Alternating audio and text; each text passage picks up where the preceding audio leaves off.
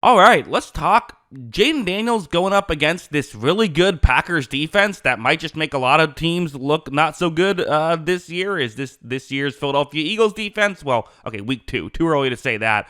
But they're playing amazing right now. Let's talk about what the Packers defense did and also where the Commanders offense went wrong, right? Always two sides of the same coin. Let's get into all of it.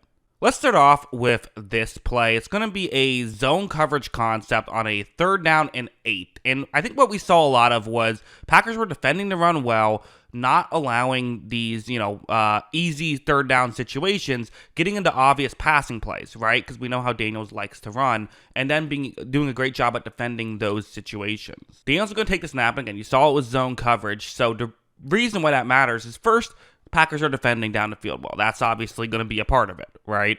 Also, for Daniels, okay, what does he want to do next? Well, ideally, he would like to get outside the pocket, maybe get some more time to throw, or maybe just rush himself. But again, there isn't really a clear way for him to do that, right? I think that's one of the real underrated aspects of the Packers. People keep saying Micah Parsons, Micah Parsons, Micah Parsons. And, again, rightfully so, right? He is that kind of player.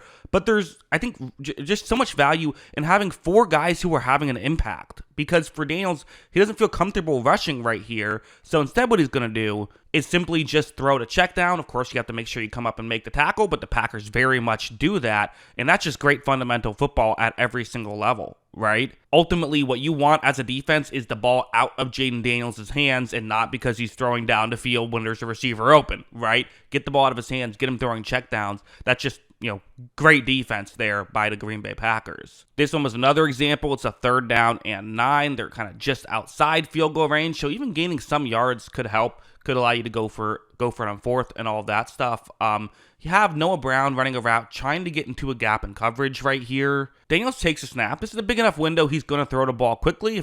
Also good protection on that one, so that helps. You see right here, there is a bit of a window. I mean, live, you're thinking, okay, this looks like it's probably going to be a completion, and they're going to get in field goal range. So that's at least what I was thinking live. This is Keyshawn Nixon, the corner who is, in defense right here. And watch what he's going to do. Watch how he's going to close out this play. Watch, he just fights through, knocks the hands away, and is able to, after the contact, after the receiver makes the catch, you can make contact, and is able to ultimately knock that one away. So it isn't a catch and is instead incomplete. It's great. It's not too late to come back on these plays. Sometimes you're getting beat and you just think, I've got to make the tackle. No, you can hit the arms there in that situation. Also, this one, hey, stop me if you've heard this before. Obvious passing situation. 3rd down and 5. The Commanders have a one-on-one matchup on the outside. It's Terry McLaurin. If they have Terry McLaurin one-on-one on the outside, they a lot of times like to look in that direction. So that's what they're going to do here. Makes sense. Daniels takes the snap. He is going to fire this one pretty quickly towards Terry McLaurin. And is this wide open? No. But I will say, you're seeing on the other side, Jordan Love and the Packers hitting on these types of plays with just really accurate downfield passing and good catches. We've also seen the Commanders hit on a bunch of those, last season. Potentially a big completion, get you inside the 5-yard line if you can hit this, but just a bit off right there. And again, would have been really difficult, but you're playing great defense. You got to make some really difficult plays there, right? And ultimately, at least on this one, Daniels not able to do that.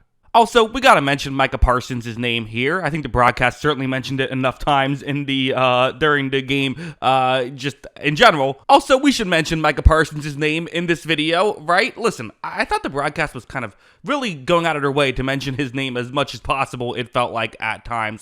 He's a great player. You don't have to mention him unorganically. There will be organic reasons to mention him, and this is one of those.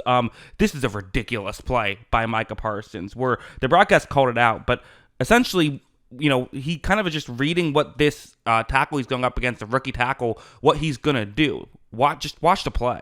Tackle takes a step to the outside. Parsons goes inside, and he's so explosive. He just gets straight through. Even with a hold, he's there in 2 seconds before the play can develop.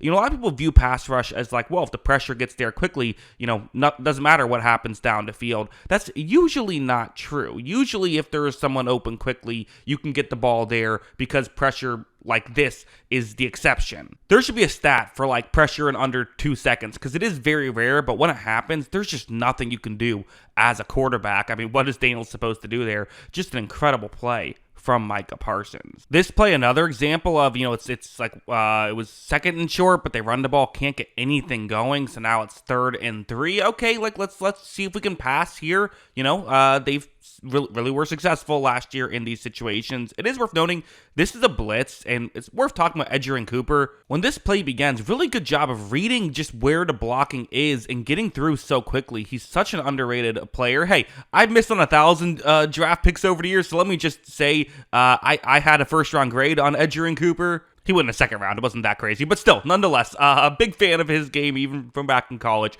Doing a good job of kind of getting into the passing lane here, right? This is kind of one of those situations similar to, like, I would compare it to basketball a little, where it's like, even if you don't block the shot, just contesting it makes it a little bit more difficult, I would think, because he's kind of in the passing lane. Daniels makes this throw, but it just looks off, and again, it does look off, right? It's kind of a weird situation. Daniels is a guy who will miss some throws, but also you have to think that it's not even just the pressure, but just being exactly in the throwing lane messes it up a little. But then let's go over here. So it's 4th down and 7, and it really just feels like if you're not going to convert now, then when? They had great field position. You're now at 4th down. You're just on the outside of field goal range, but they need 7, not 3 right here. You see it's a man coverage play. They're going to look to Zach Ertz on this one. Why not? He's over-reliable at this point, still being able to be a very effective player. Daniels is going to take the snap. He's going to make this throw. It's initially ruled short, but that doesn't,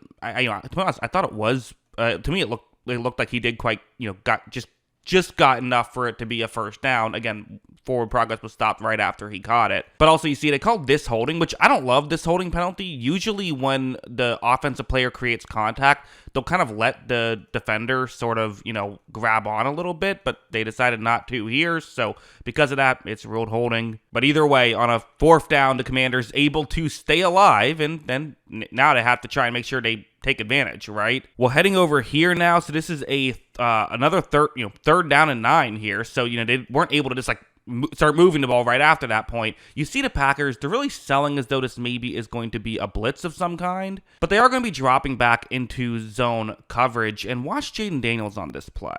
Again, he takes a snap, doesn't panic. Sometimes when you see that showed blitz, guys will just try to throw the ball quicker than they have to. He knows that it's not a blitz. He knows he has a bit of time. He sees a soft spot in the zone coverage, which is even softer because they were showing blitz that they have to try and get back to where they're at. Daniels is able to flip it to McLaurin. They pick up a 1st down there, so that's another key play.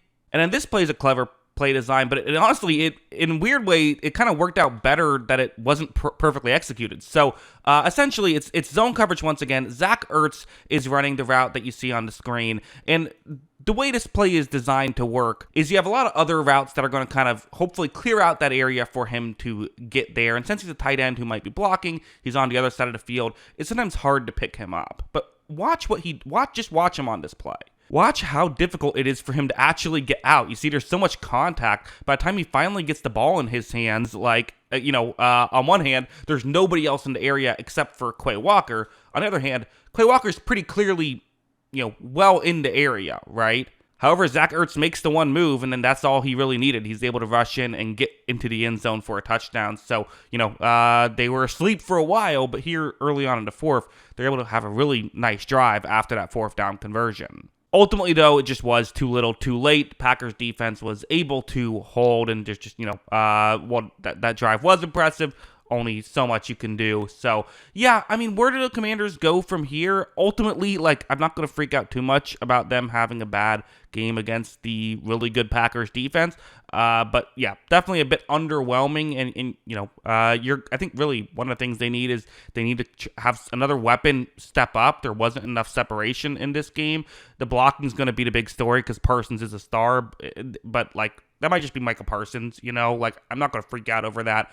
Again, after just one game. Daniels missed some throws. Nobody's perfect. It is what it is. Yeah. And I think, we can have reasonable takes after this one. They played the Giants, who are horrible, and then the Packers, who are really good. Still have to, figure out exactly what this team is. They play the Raiders and the Falcons and the Chargers, kind of more normal teams. We'll see how they go from there. But yeah, those are my thoughts. What are yours? Let me know in the comments below. Always love hearing from you. And of course, as always, thanks for watching.